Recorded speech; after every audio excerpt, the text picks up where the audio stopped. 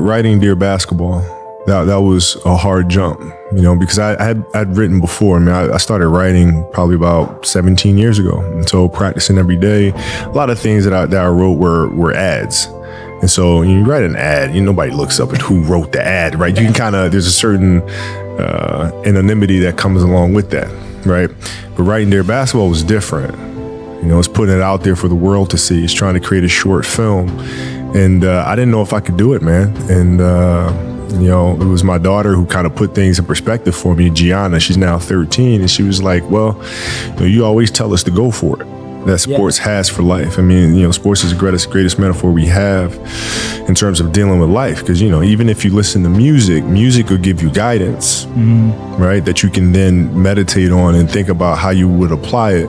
In sports, you have to apply it in the here and now. You're faced with challenges moment to moment. You're faced with pressures and anxiety and communication or the lack thereof and all this other stuff. Like, it's in the moment. So you have to live it. And when you practice those things, you become better at it. But I just feel like in this day and age, our children have become less imaginative about how to problem solve.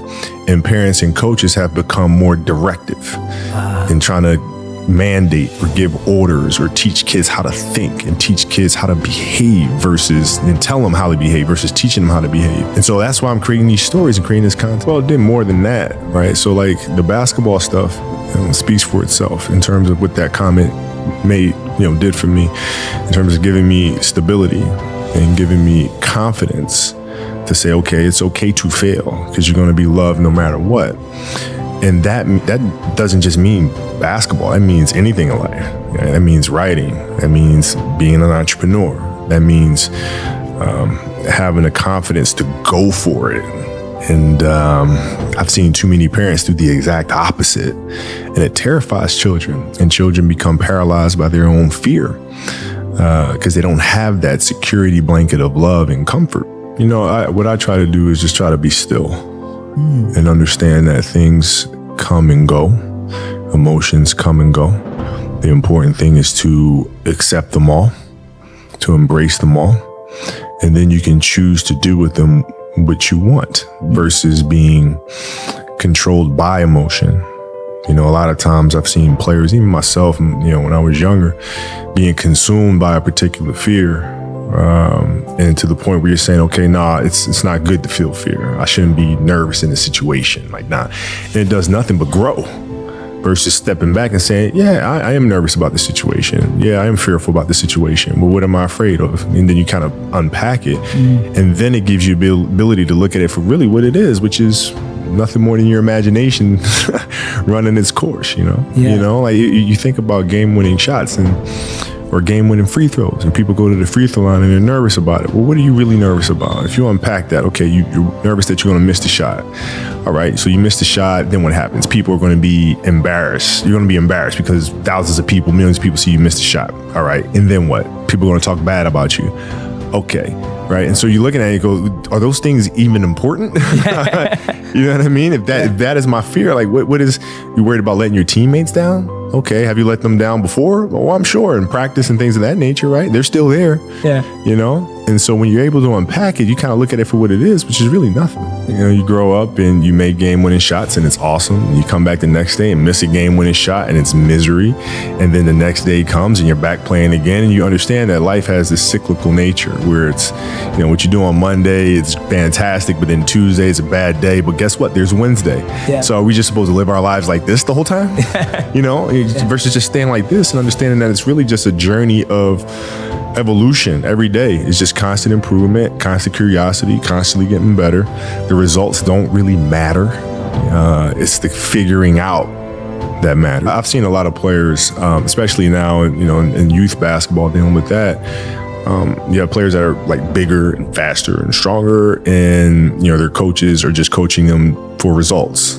We're just going to use your size because you're bigger than every other 12-year-old out there to dominate today. But they're not growing, right? So they're just based on that result, but they're not focused on growing this young child into becoming a better athlete. And through that, teaching them how to become a more well-rounded person. And we're missing that. Well, I had to do that because, growing up in Italy, when I first moved over there, it was, I didn't speak Italian. I didn't have any friends. You know, I had the game of basketball, and through sport and playing soccer, I was able to make friends and build connections. But it was a lot of time spent alone. And when I came back to the States, I wasn't the most athletic kid. You know, I was really scrawny, like really, really skinny, and had like major knee issues because I was growing. So I was the dorky kid with high socks and big old knee pads. I had to look at it from a long term because I wasn't going to give up on the game. Right. So I had to say, okay, this year I'm going to get better at that. Next year, this, and then so forth and so on. And then patiently, I was able to catch them. You know, I expected to win. You know, like I expected us to win championships. I expected us to win 5. Quite honestly, I expected us to win 8. And so when you have that vision in sports, it's a direct competition. Like I know how hard they're working. I know how hard we're working. I know what their strategy is. I know what ours is, you know? So it's a little different. So when we went in the NBA, it was like, yeah, we expected to do that. But now we're going to come back and we're going to do it again, you know? And so it's that constant, like, all right, you're churning. You win one championship. I'm back in the gym the next day, working, getting ready for the next one. Now, it's different because it's not about the awards. You know, you just wind up trying to create something that's going to inspire someone that hopefully, you know, through that inspiration, they can inspire somebody else. And what I've come to learn as my career went on is that's more significant than any championship. Is how do you connect with somebody that can then connect with another? And then with whether the awards come or not, you know, that's for, you know, the Academy Award body to decide. Yeah. But, you know, like for us, it's just to try to create things. If you're looking at 62% of young children are dropping out of sports, 62%, then they cite the fact that it's not fun anymore. Well, what does that tell them? I mean, that's telling us as grown-ups are getting in the way. Get out the way. Let these kids be imaginative, which, you know, like in our stories, it's important that, yeah, there's a fantasy nature to it, right? But it's rooted in reality, right? When we have fire-breathing winged horses and things of that nature, those are actual drills that are taking place. We don't have fire-breathing winged horses actually performing that, but we do have ball machines that are spitting balls at tennis players, right? And so all of our stories are all anchored in an element of truth so that children feel like when they are doing these drills with these ball machines, they can envision maybe it's a fire-breathing winged horse. and even the plays, like when in the Wizard series, when the basket is opening up and shrinking, these are things that we experience as athletes. Like some days I feel like I can't make a shot, man, and the basket feels like the size of a keyhole. And other days it looks like a swimming pool. You know, that's magic. And so we root our magic in reality so that when kids experience these things, particularly the failure side of it, they can connect it to one of our stories and say, okay, I've seen this before. I know how to deal with it every day. They're coming for kind of their personal quest to get better. Like I have knowledge, information that I've gained, you know, through playing. So like the little details of things I can teach at a high level. But ultimately, it's them. Like the first novel we did was the Wizard series. It was important for that to be basketball because I wanted the first story to be one of empathy and compassion.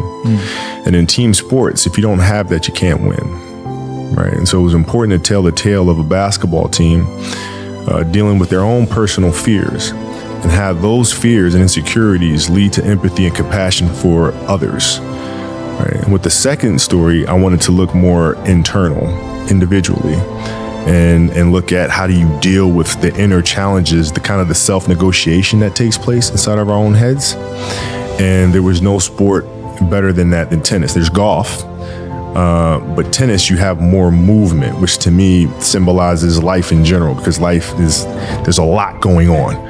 Right? There's the elements in tennis that you have to deal with as you deal with in golf, maybe not to the same extent, but they're still there. And then there's the confrontation with the person across the net from you, right? As well as the strengths and weaknesses in your own movements and how you feel in your own body. And because of that, it was important for this story to be a tennis story, right? That sort of stuff. It's not just basketball, but it's the emotions of each individual and the backstory that they're carrying with them, the baggage that they're carrying with them. And if I really want to be a champion and be a great teammate, I have to understand what those mean to help them become better and in turn, help me.